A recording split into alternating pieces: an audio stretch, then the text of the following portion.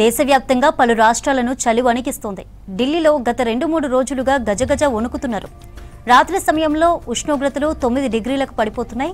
చలిగాలులు వీచే ముందు నవంబర్ 23 నాటికి ఉష్ణోగ్రత 11 డిగ్రీల సెల్సియస్కు స్వల్పంగా పెరుగుతుందన్నారు ఐఎండీ అధికారులు. ఈ 2-3 రోజులు పిల్లలు, వృద్ధులు జాగ్రత్తగా ఉండాలని సూచించారు వాతావరణ శాఖ అధికారులు.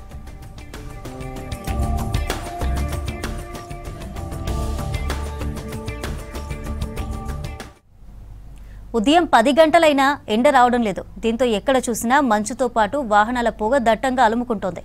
ఎయిర్ క్వాలిటీ పడిపోతుంది. ఉదయం ఆఫీసులకు వెళ్లే ఉద్యోగులు తీవ్ర ఇబ్బందులు పడుతున్నారు. చలిని తట్టుకోవడానికి ఉదయం వెచ్చగా ఉండటానికి ప్రజలు మంటలు వేసుకుంటున్నారు.